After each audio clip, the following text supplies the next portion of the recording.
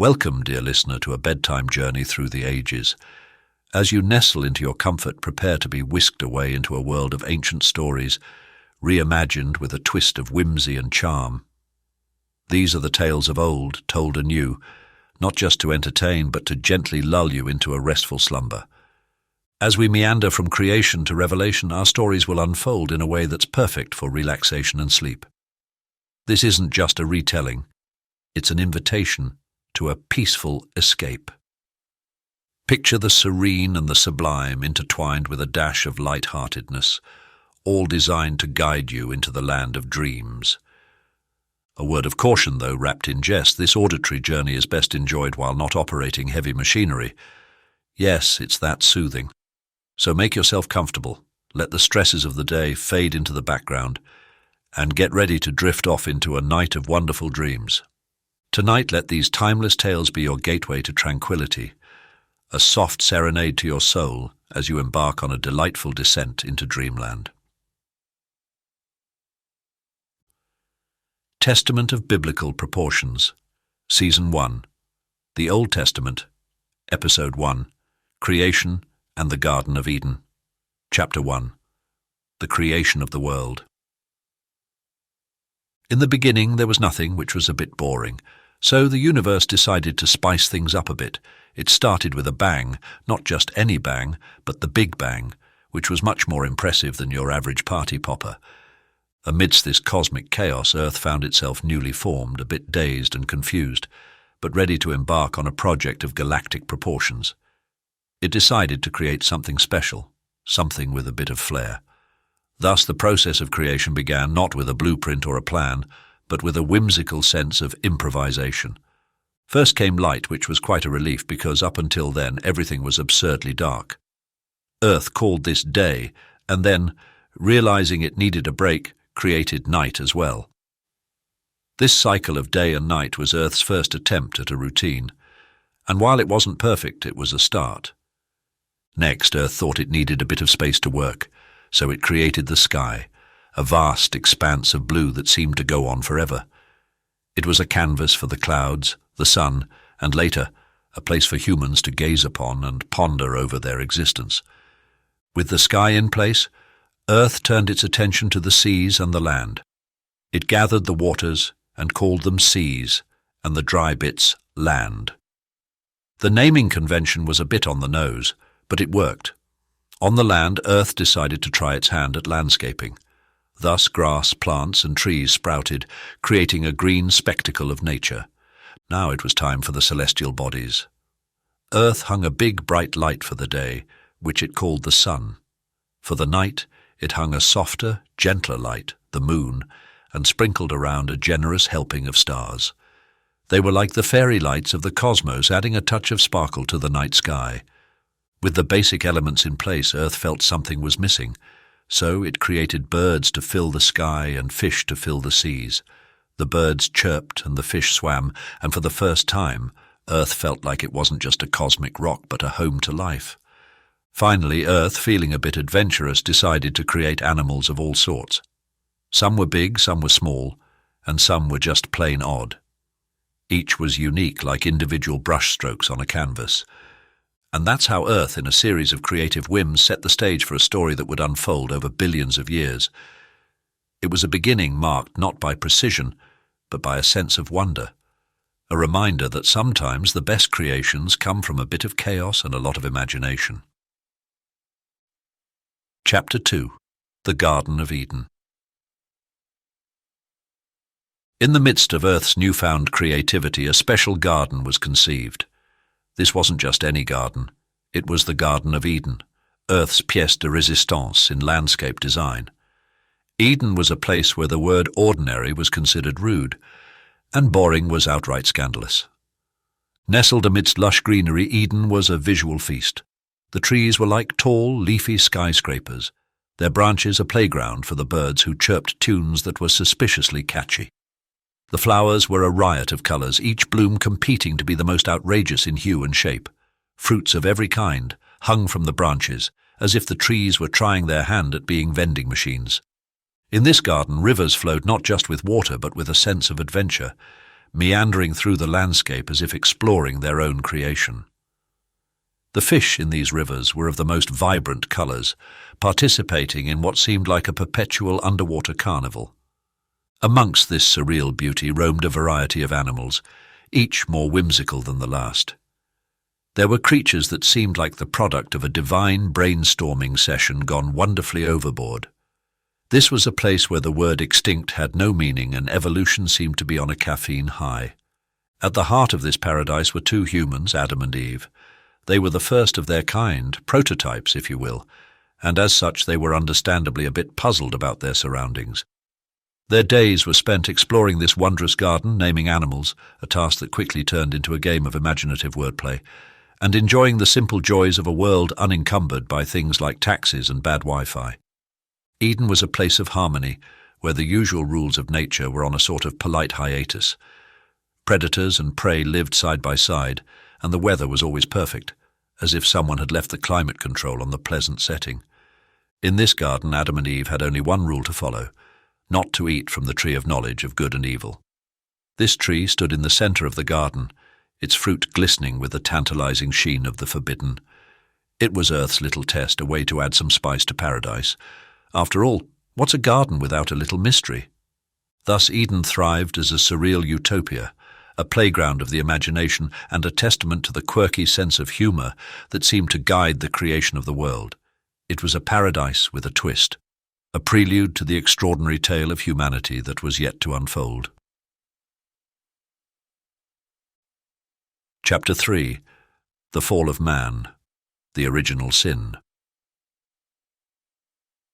In the whimsical utopia of Eden, where daily life was a blend of leisurely strolls and fascinating chats with creatures of all sorts, Adam and Eve found themselves at the centre of a divine comedy. It all started when a serpent, Earth's first attempt at creating a sly, talking creature, slithered into the scene. This serpent was not your garden-variety reptile. It had a wit sharper than its fangs, and a talent for conversation that would put most politicians to shame. One day, it sidled up to Eve, who was admiring a particularly vibrant flower, and struck up a conversation. "Did you know," the serpent began in a tone that suggested it was about to reveal the universe's best-kept secret, "that the fruit from that tree, pointing to the tree of knowledge, will make you as wise as the beings who created this place?" Eve, who had never encountered salesmanship or clever marketing ploys, was intrigued. She glanced at the tree, its fruit glistening in the sun like jewels at a bazaar. The idea of wisdom was appealing, not that she felt particularly unwise at the moment, but the thought of understanding the deeper mysteries of the garden was tempting. Meanwhile, Adam, who had been busy naming a particularly odd-looking insect, joined the conversation. He was a bit more skeptical, having developed a sense of caution after a few minor but embarrassing incidents involving mischievous monkeys and overripe fruit. The serpent, sensing hesitation, turned up the charm. "You will be like the creators, knowing good and evil. It's a one-time offer, limited edition. Act now," it said, sounding like it was hosting an infomercial. Eve, swayed by the serpent's persuasive pitch, reached out and took the fruit. She took a bite, and to her surprise, the world didn't come crashing down. Encouraged, she handed it to Adam, who shrugged and took a bite, figuring it was just fruit after all. At that moment, something shifted. It wasn't a dramatic change, but more like someone had flipped a switch in their minds. They suddenly became aware of things they hadn't noticed before, like the fact that they were wearing no clothes, which led to the first-ever instance of human embarrassment. Earth, observing from a cosmic distance, let out a sigh. It knew this moment would come, part of the grand narrative it had set in motion. The humans had eaten from the tree of knowledge, and with that act, they had stepped into a larger, more complex world. As a consequence, Adam and Eve had to leave the garden. It was a bit like being evicted from an all-inclusive resort for breaking the rules. They stepped out into a world that was less manicured and more unpredictable, a world where their newfound knowledge would be both a gift and a challenge. Thus the fall of man was not a dramatic plunge, but a step into a new chapter of existence, marked by curiosity, learning, and the occasional humorous misstep. It was the beginning of a journey that would lead them, and all who followed, down the winding path of human history. Episode 2. Noah's Ark. Chapter 1. Noah's Encounter with a Divine Message. In a world that was getting increasingly quirky and where humans had developed a fondness for doing things their own way, Earth decided it was time for a bit of a reboot. Enter Noah, a man who was known for his righteousness, his ability to float in water for an unusually long time, and his inexplicable love for collecting wood. One day, as Noah was minding his own business, probably while sorting his wood collection, he received a message. Not an email or a text, but a divine message that seemed to come from the sky itself. The message was clear. A great flood was coming, and Noah was to build an ark. This ark wasn't just any boat. It was to be a massive floating zoo, designed to save a pair of every animal species. Because, as the message put it, biodiversity is important, you know. Noah, who had never built anything larger than a shed, was understandably overwhelmed. "A boat, you say? Big enough for 2 of every animal?"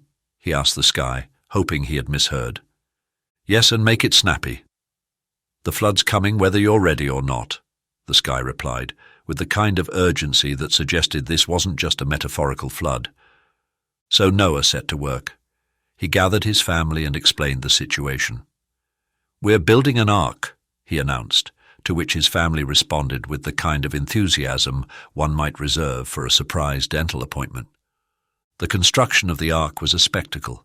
Neighbors gathered to watch, some offering helpful advice like, "You missed a spot," or, "Are you sure it's supposed to be that big?" Noah, determined and a bit stubborn, continued his work, all while trying to figure out how exactly one goes about herding animals. Chapter 2. The Building of the Ark as a Monumental Project. The ark's construction was a feat of biblical proportions, quite literally. Noah, who had become something of a self-taught carpentry enthusiast, led the project with a mix of determination and mild confusion. The design was unconventional, with a lot of room for animals and, as an afterthought, some space for humans too. As the ark took shape, a curious thing happened. Animals began to arrive in twos, as if responding to a VIP invitation to an exclusive event. They came from all corners of the world: elephants, kangaroos, penguins, who were particularly confused about the warm climate, and even a few creatures that Noah couldn't identify and quietly hoped were friendly. The task of organizing the animals was a logistical nightmare.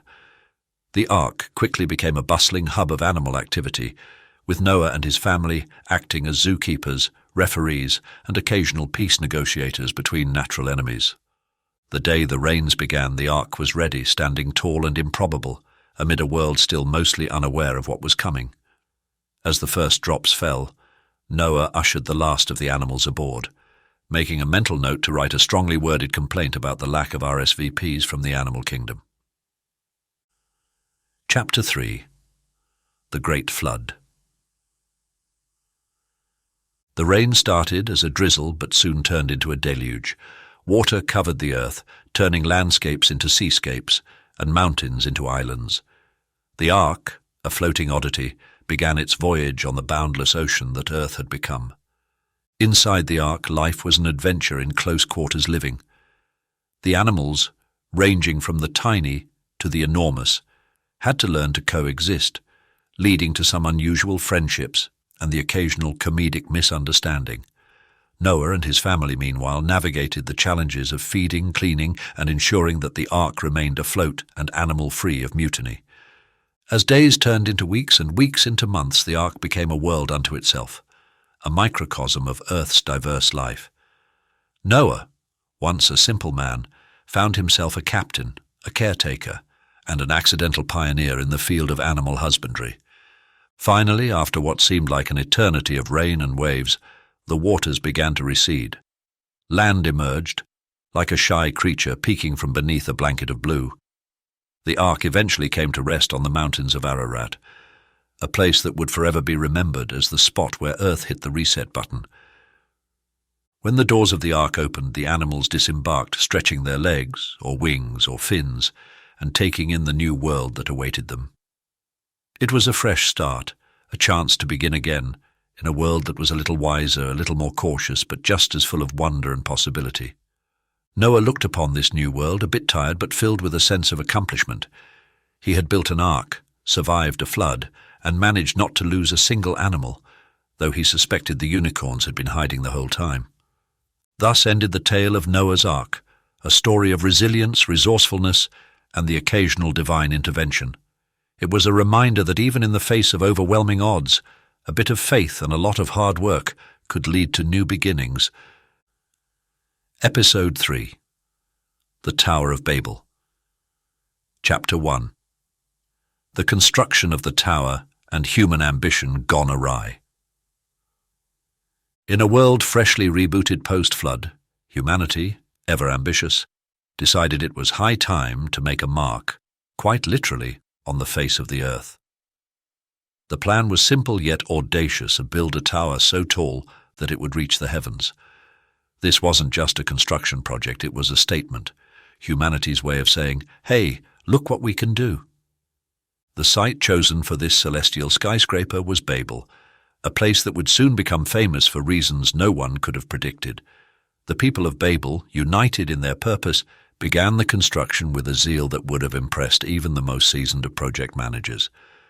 Bricks were baked, mortar was mixed, and the tower began to rise, slowly but steadily, toward the sky. It was a sight to behold, a testament to human ingenuity and the ability to ignore basic safety regulations. As the tower grew, so did the builders' confidence. They patted each other on the back, congratulated themselves on their brilliance, and dreamed of touching the sky. What they didn't realize was that they were about to get a lesson in the fine art of cosmic retribution. Chapter 2. The Confusion and Scattering of Languages. High up in the celestial realms, the construction of the Tower of Babel was viewed with a mixture of amusement and concern. It was decided that something needed to be done, lest humanity's ambition outpace its wisdom. And so a plan was hatched, a plan so simple yet so effective that it would go down in history as the ultimate party trick. One day, as the builders were busy laying bricks and dreaming of skyscraping glory, a curious thing happened. Suddenly, they found themselves unable to understand each other. Words that once made sense now sounded like utter gibberish. Instructions were misinterpreted, questions were met with blank stares, and casual conversations turned into absurd exchanges of nonsensical sounds. Confusion reigned supreme. The once coordinated effort turned into a chaotic comedy of errors. Bricks were misplaced, walls were built at odd angles, and the mortar was more often used for impromptu art than for construction.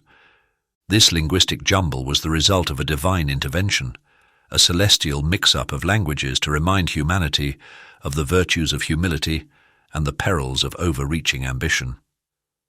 People found themselves clustered with others who spoke their new language, and soon the great project of Babel came to a halt, not with a bang, but with a bewildered whimper. The builders of Babel, now divided by language, gradually dispersed, spreading across the earth, taking their new tongues with them. This scattering gave rise to the diversity of languages that would become one of humanity's defining characteristics. The Tower of Babel, half-finished and abandoned, stood as a monument to human ambition and a reminder that sometimes reaching for the stars might just result in getting lost in translation. Episode 4. Abraham and Isaac. Chapter 1. Abraham's Adventures and the Test of Faith. Abraham, known for his unwavering faith and a knack for getting into rather unusual situations, was one of the central figures in the early days of human history. His life was a series of adventures, some divinely inspired, others the result of what can only be described as celestial whimsy. One of the most notable moments in Abraham's life came when he was told he would be the father of a great nation. This news came as a bit of a shock, considering his advanced age and the fact that his wife, Sarah, had long since given up on the idea of browsing baby names. Nevertheless, Abraham embraced this promise with the kind of optimism that would make even the most cynical skeptic pause. When Isaac, the long-promised son, was finally born, Abraham's joy knew no bounds. He threw a party that was talked about for generations, featuring an extravagant spread of food, music, and, according to some accounts, a rather competitive game of ancient charades. But Abraham's journey wasn't all laughter and party games. It took a dramatic turn when he faced the ultimate test of faith. He was asked to sacrifice Isaac. This request, which sounded more like a plot twist in a cosmic drama, put Abraham in a real pickle. As he journeyed to the place of sacrifice, Isaac in tow and a heavy heart, Abraham pondered the complexities of divine instructions and the peculiarities of his situation. His faith was unwavering, but his mind was a whirlpool of confusion and concern. Meanwhile, Isaac, who was not privy to the details of this divine test, chatted away, blissfully unaware of the existential crisis his father was experiencing. He asked questions like, "Where's the lamb for the sacrifice, Mbius, and did we forget the firewood?" To which Abraham replied with vague answers and a forced smile. Just as Abraham, with a heavy heart, prepared to carry out the command, a celestial voice interrupted, saying, "Just kidding, it was all a test. You passed." Relief flooded Abraham, coupled with a mild irritation at the heavens' idea of a practical joke. A ram, conveniently caught in a nearby thicket, became the substitute for the sacrifice, and Abraham and Isaac returned home, their bond stronger and their story one for the ages. It was a tale that would be told and retold each time with a little more embellishment, a reminder of faith tests and the occasional divine prank. Chapter 2. The interplay between divine commands and human misunderstandings. The life of Abraham was not just a story of faith, but also a comedy of errors and misunderstandings, often involving divine commands that got lost in translation. Abraham's conversations with the divine were sometimes akin to a cosmic game of telephone, where messages were received but details were occasionally muddled. For instance, when Abraham was told to settle in a new land, he packed up and left, only to realize he wasn't exactly sure where he was going. This led to a series of misadventures, including a few wrong turns and at least one instance of accidentally camping on someone else's property. Then there was the time when Abraham tried to negotiate with the divine over the fate of Sodom and Gomorrah. What started as a solemn discussion turned into a bargaining session, with Abraham haggling like a seasoned market trader. "What if there are 50 righteous people, 45, maybe 40, he asked, reducing the number each time with the tenacity of someone trying to score a good deal at a garage sale. These interactions, while often perplexing, highlighted Abraham's unique relationship with the divine. He was a man who took divine instructions seriously, but wasn't afraid to ask questions, seek clarification, or even negotiate terms. It was a relationship based on faith but peppered with human quirks and the occasional bout of confusion. Through it all, Abraham remained a beloved figure, a patriarch whose life was a tapestry of faith, folly, and a deep-seated resilience. His story, with all its twists and turns, serves as a reminder that even in the most divine of narratives, there's always room for a little human error and a lot of humor. Episode 5, Moses and the Exodus. Chapter 1, Moses as a reluctant, quirky leader.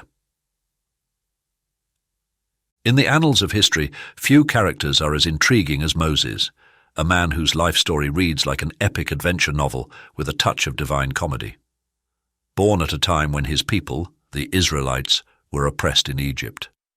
Moses' early days involved a rather unconventional baby basket and a trip down the Nile, setting the tone for a life marked by the unexpected. Moses, who grew up in Pharaoh's palace, had an identity crisis that would perplex even the most seasoned therapists. He was a Hebrew by birth, Egyptian by upbringing, and eventually a shepherd in the land of Midian. It was during his shepherd days that Moses had an encounter that would redefine his destiny. While tending his flock, Moses stumbled upon a burning bush that, rather unusually, was not being consumed by the fire. From this flaming shrubbery he heard the voice of the divine, calling him to lead the Israelites out of Egypt. Moses' initial reaction was less than enthusiastic. He had doubts, a lot of them. "Who am I to confront Pharaoh?" he asked, followed by, "What if they don't believe me?" And the ever-popular, "But I'm not a good speaker." This divine recruitment effort was met with more excuses than a student facing a missed homework deadline. Nevertheless, the voice from the bush was persuasive, and Moses, albeit reluctantly, accepted his mission, armed with a staff that could turn into a snake, a feature that Moses found both cool and slightly terrifying. Chapter 2. The plagues and exodus from Egypt. Returning to Egypt, Moses, along with his brother Aaron, embarked on what could only be described as a high-stakes negotiation with Pharaoh. The demand was simple: let my people go. Pharaoh's response was equally straightforward: no. What followed was a series of plagues that would make any insurance company rethink their policy coverage. These plagues were not your run-of-the-mill natural disasters. We're talking rivers turning into blood, an onslaught of frogs, which, incidentally, made the national dish temporarily frog legs, and swarms of locusts that would put any buffet to shame.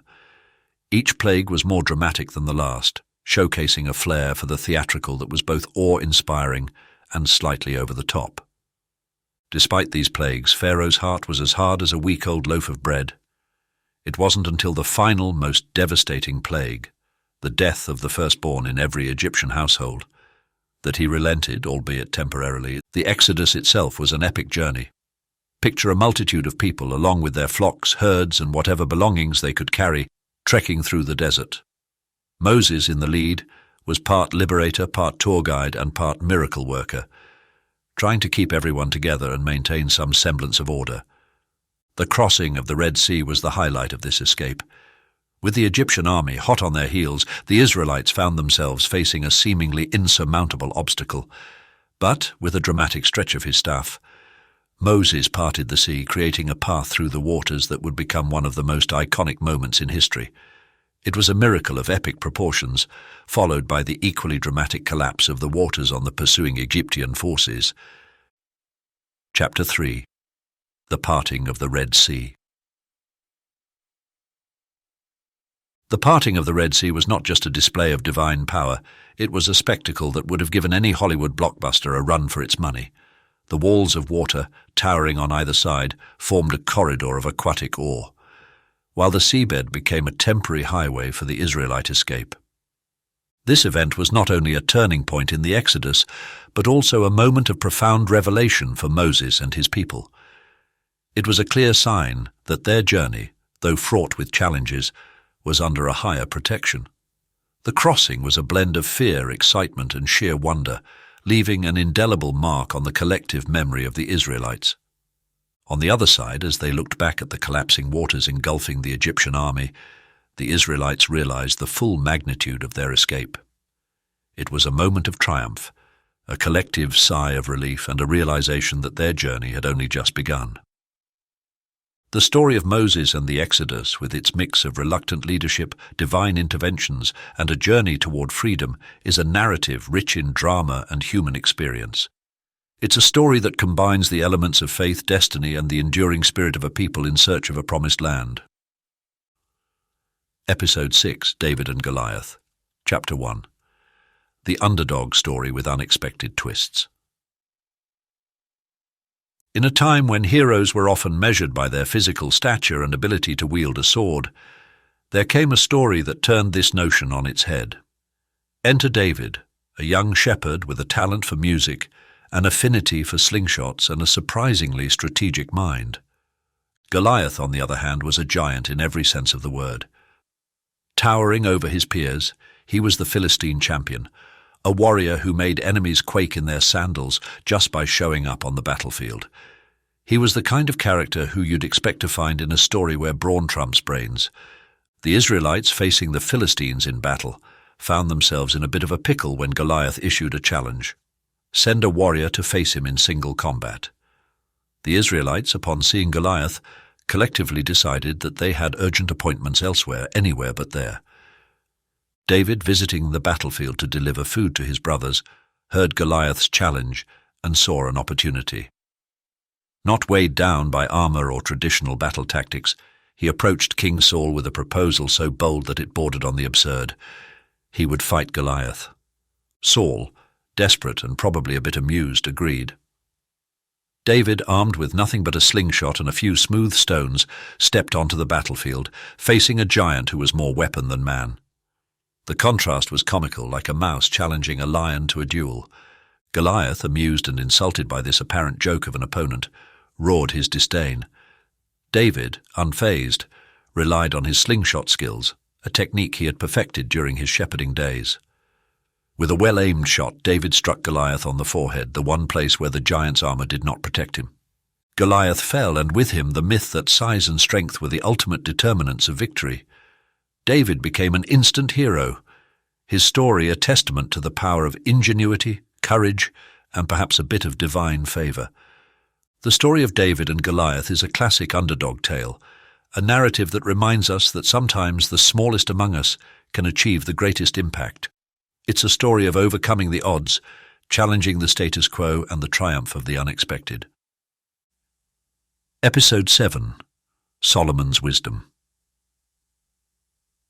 Chapter 1. King Solomon's Reign, a mixed salad of wise and sometimes unwise decisions.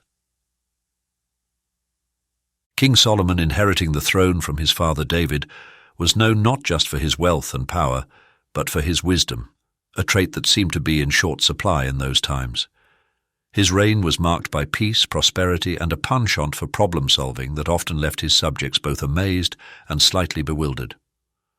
One of the most famous stories of Solomon's wisdom involved two women claiming to be the mother of the same baby. Solomon, in a move that shocked the court, suggested cutting the baby in half. This suggestion, while seemingly macabre, was actually a clever ruse to identify the real mother. It worked, but also led to a brief period where people came to Solomon with all sorts of divided items, hoping for similar wisdom. Solomon quickly put an end to that. Solomon's decisions weren't always conventional. He wrote proverbs, composed songs, and had an enthusiasm for botany and zoology that made him the first royal naturalist. His court became a center of learning, attracting scholars, artists, and even the Queen of Sheba, who came to test his wisdom with riddles. Rumor has it she left impressed, though slightly annoyed that he managed to answer every single one. Under Solomon, Israel reached its peak in wealth and influence. He embarked on building projects, the most notable being the Temple in Jerusalem, a grand structure that was as much a testament to his devotion as it was to his kingdom's resources. The construction of the temple was an endeavor of such scale and splendor that it became the stuff of legend and also the source of countless headaches for Solomon, who had to manage the logistics, finances, and the occasional labor dispute. Despite his wisdom, Solomon had his quirks. His love for foreign diplomacy led to a rather excessive number of marriages to princesses from neighboring lands, each bringing their own customs, religions, and reportedly culinary preferences, turning the royal palace into a bustling multicultural hub. Solomon's reign wasn't without its challenges. His policies and projects, while grand, placed a heavy burden on his people, leading to grumblings of discontent. His later years were marked by a gradual drift from his earlier wisdom, a testament to the complexities of power and the human condition. Nevertheless, Solomon's legacy lived on, a blend of wisdom, wealth, and a touch of the eccentric, making his reign one of the most colorful chapters in the saga of Israel. His story is a reminder that wisdom comes in many forms, sometimes profound, sometimes practical, and occasionally a bit peculiar. Season 2, The New Testament, Episode 1, The Birth of Jesus. Chapter 1, The Nativity Story. In a small, seemingly insignificant town called Bethlehem, a story began that would capture the hearts and minds of generations. This story didn't start in a grand palace or a place of renown, but in a humble stable, because when it comes to divine narratives, the unexpected is to be expected. Mary and Joseph, the soon-to-be parents of Jesus, found themselves in Bethlehem due to a census, an ancient version of roll call, which required everyone to return to their ancestral homes. Arriving in Bethlehem, they found that the only accommodation available was a stable, a detail that would later prove to be symbolically significant and a boon for future nativity play settings. The birth of Jesus was a low-key affair, at least on earth. There were no royal announcements or grand celebrations in the streets. Instead, there was a quiet, profound moment in a stable, with animals as the primary witnesses, a humble beginning for a figure whose life and teachings would resonate through history. However, in the celestial realms, the birth was anything but low-key. Angels were dispatched to spread the news, and their first stop was a group of shepherds tending their flocks. The appearance of the angels glowing and singing in the night sky was so dramatic that it left the shepherds both awestruck and slightly confused. After recovering from their initial shock, the shepherds decided to see this wonder for themselves, embarking on a late-night trek to Bethlehem. Meanwhile, in a far-off land, wise men, or magi, observed a new bright star in the sky. Taking it as a sign of a significant event, they embarked on a journey to follow the star. A decision that involved much planning, travel logistics, and, of course, deciding on the appropriate gifts for a newborn king. Chapter 2. Interactions between the characters involved. The nativity scene as it unfolded was one of profound significance, interspersed with moments of human and animal humour. The stable, an unconventional birthplace, was buzzing with activity. Animals, curious about the new human occupants, provided a backdrop of rustic sounds and admittedly smells. Mary and Joseph, while overwhelmed by the responsibility of caring for a newborn who was destined for greatness, also faced the usual challenges of first-time parenthood. They juggled diaper changes, or whatever the ancient equivalent was, feeding and soothing, all while accommodating a stream of visitors, from shepherds to wise men. The shepherds, upon arriving, were full of excitement and a bit of sheepish, pun intended, awe. They shared their story of angelic encounters, adding a touch of the supernatural to the already extraordinary event. The wise men, following the star with the determination of seasoned travellers, arrived with gifts of gold, frankincense, and myrrh.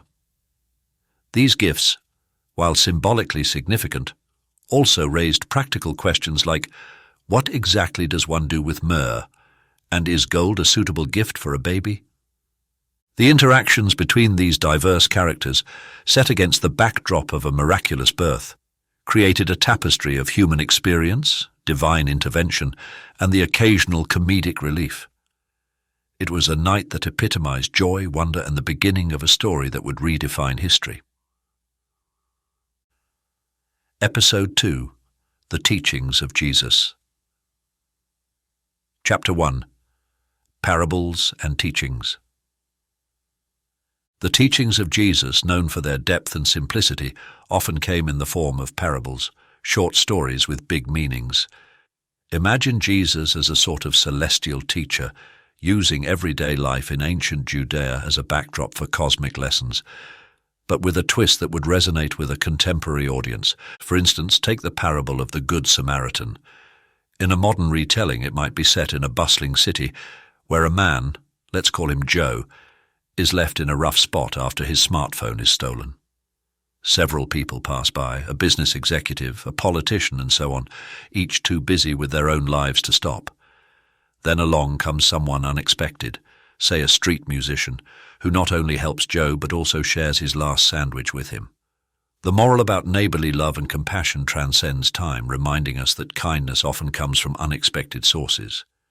Then there's the story of the prodigal son, reimagined in a contemporary setting. A young man leaves home, seeking adventure and excitement, only to find that the grass isn't greener on the other side.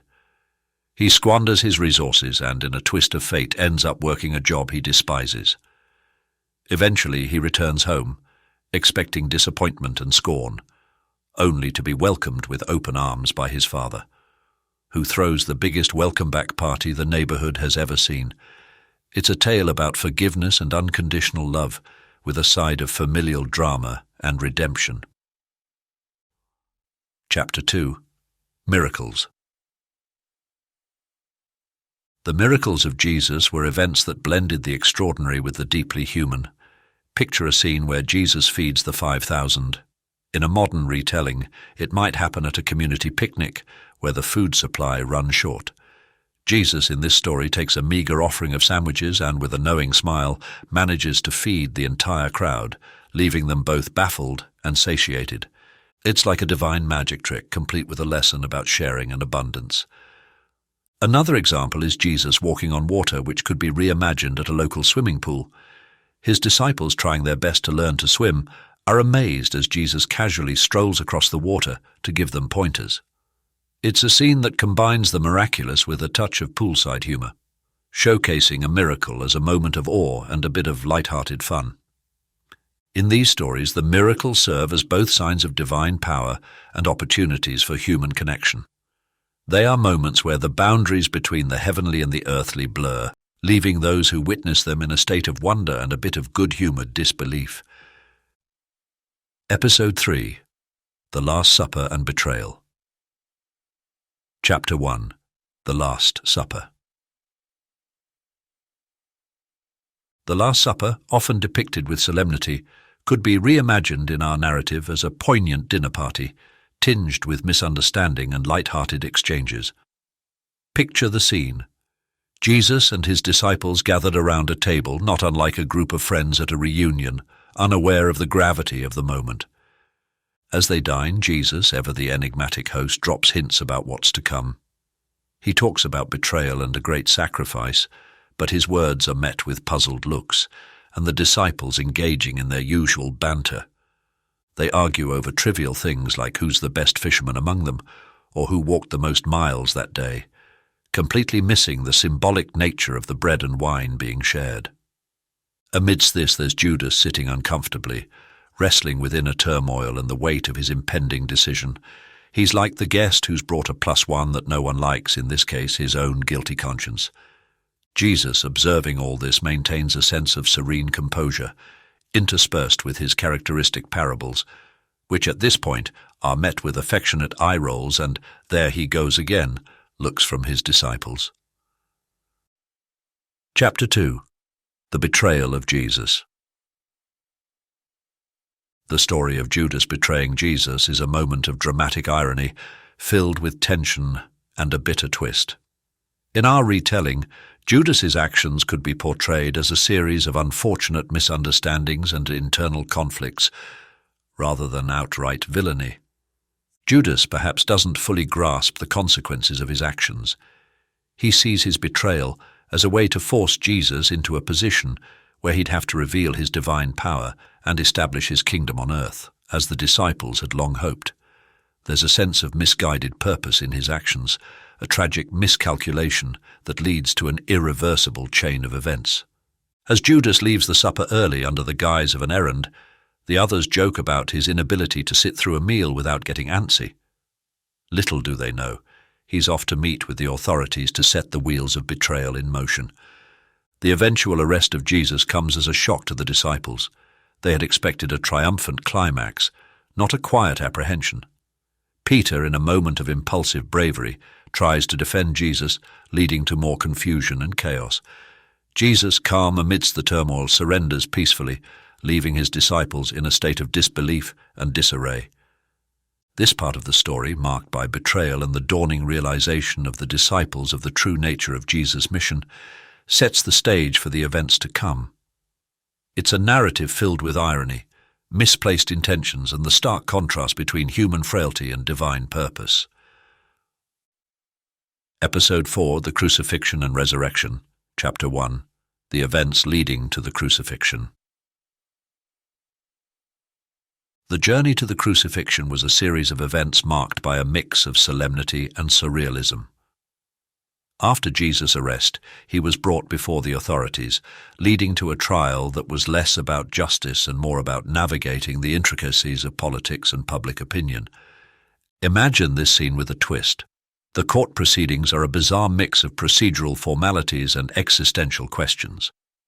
Pontius Pilate, the Roman governor, finds himself in a philosophical quandary, questioning what truth really means, while the crowd outside veers between somber reflection and the usual distractions of daily life. Throughout this, Jesus remains a figure of calm and dignity, almost an observer in his own trial, imparting quiet insights that seem to go over the heads of most present. His responses are not just answers but reflections, riddles wrapped in parables, leaving even his accusers momentarily puzzled.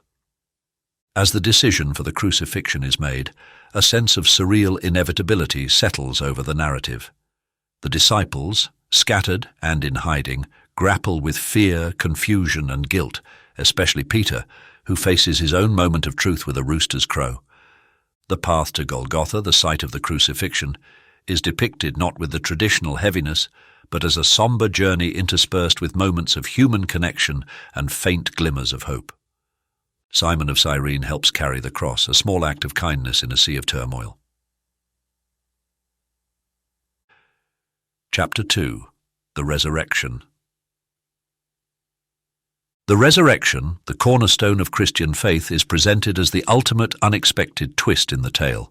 In the early hours of the third day, the tomb, guarded and sealed, becomes the center of a cosmic turn of events. As the women arrive at the tomb to anoint Jesus' body, they find the stone rolled away and the tomb empty, except for an angelic figure with a message that's both profound and cryptic. The angel's announcement of Jesus' resurrection is met with a mix of awe, disbelief, and a dash of existential confusion. The disciples, upon hearing the news, exhibit a range of reactions, from skeptical denial to bewildered hope. Thomas, with his demand for tangible proof, becomes the embodiment of human doubt and the need for empirical evidence. Jesus' appearances post-resurrection are moments of revelation, imbued with a sense of wonder and gentle humor. He appears on the road to Emmaus, engaging in what could be seen as the first instance of divine incognito, and later to his disciples, offering peace and showing his wounds, turning skepticism into belief. The narrative of the resurrection is thus a blend of the mystical and the mundane, a story that transcends the ordinary and invites a deeper understanding of faith, renewal, and the enduring power of hope. Episode 5 of the Acts of the Apostles, Chapter 1, The Apostles' Adventures, Post-Resurrection. After the resurrection and ascension of Jesus, the apostles found themselves at the helm of a nascent movement, armed with a mission but somewhat lacking in the practicalities of organization and direction. The Acts of the Apostles thus is a tale of a group of ordinary men navigating the extraordinary task of spreading a revolutionary message, often in ways that were as comical as they were inspiring. Imagine the apostles, initially a bit like a startup team without a business plan, gradually finding their stride. They encounter a mix of skepticism and wonder, perform miracles that sometimes leave even them surprised, and engage in debates that range from the deeply theological to the absurdly mundane. Peter, taking a lead role, finds himself doing things he never imagined, like healing the sick and addressing large crowds. His journey is marked by moments of profound insight and occasional foot-in-mouth moments, staying true to his impulsive nature. Then there's Paul, formerly Saul, whose dramatic conversion from a persecutor of Christians to a leading apostle is like a plot twist in a cosmic drama. Paul's travels and trials, including shipwrecks, arrests, and debates with philosophers, are the stuff of high adventure, peppered with a sense of irony and resilience. Throughout their journeys, the apostles encounter a variety of characters, from earnest seekers to skeptics, from Roman officials to exotic sorcerers. Each encounter is an opportunity for spreading their message, often leading to humorous misunderstandings and cultural faux pas, but always with an underlying current of profound transformation. The miracles performed by the apostles, such as healing the sick and casting out spirits, add an element of the supernatural to their adventures. These acts, while awe-inspiring, are also moments of human connection, breaking down barriers and challenging societal norms. The formation of the early church, with its communal living and radical inclusivity, is portrayed as a grand experiment in social and spiritual restructuring. It's a narrative full of idealism, practical challenges, and the occasional communal squabble over things like food distribution and meeting logistics. In essence, the Acts of the Apostles is a story of a movement finding its feet, a group of ordinary individuals tasked with an extraordinary mission. It's a tale that combines the mundane with the miraculous, the human with the divine. It's a story that reminds us that even the most grandiose plans have their roots in simple acts of faith and courage. Episode 6, Revelation, Chapter 1, The Apocalyptic Vision.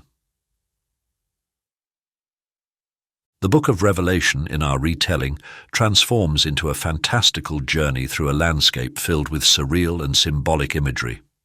Imagine a dreamscape where the usual rules of time and space don't apply, and the narrative unfolds like a cosmic odyssey.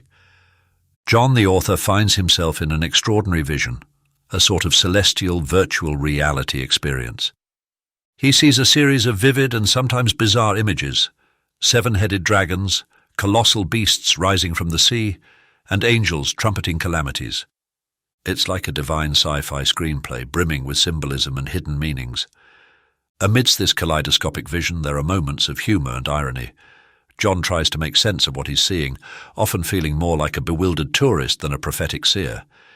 He encounters creatures that wouldn't be out of place in a fantasy novel, and his interactions with them are marked by a sense of awe mixed with a healthy dose of confusion. The apocalyptic narrative is interspersed with moments of celestial bureaucracy. Angels discuss the logistics of the end times, seals are opened with a dramatic flourish, and scrolls are read with the gravity of divine legalese. Throughout this vision, the message is clear: the world is heading towards a climax, a final showdown between good and evil. The journey to this climax is as important as the destination, filled with detours, insights, and a deep examination of human nature. Chapter 2.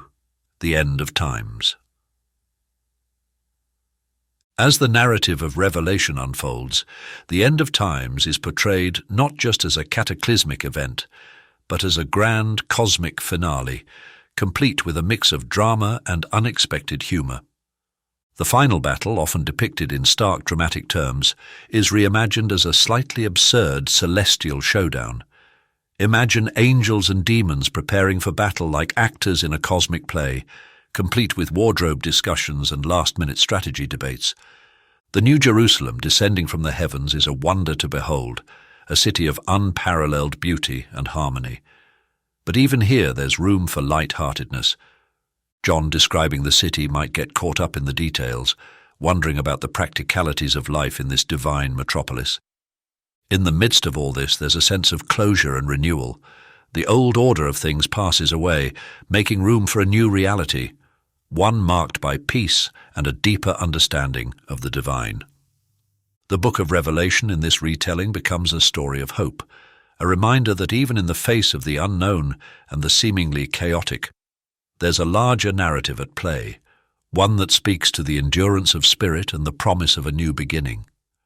As our storytelling journey draws to a close, let the echoes of these timeless tales gently guide you into the realm of sleep.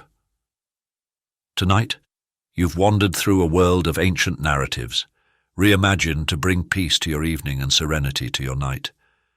Now, as the final words linger in the air, let them be a soft lullaby, inviting you to embrace the quiet of the night. In the stillness that follows, may you find restful slumber and sweet dreams. May the stories you've heard resonate in your dreams, creating a tapestry of tranquility and wonder. Thank you for joining us at Dreamtales Hub. May your nights be filled with peaceful rest, and your dreams be as enchanting as the stories we've shared. Good night, and may you sleep soundly in the comforting embrace of dreamland.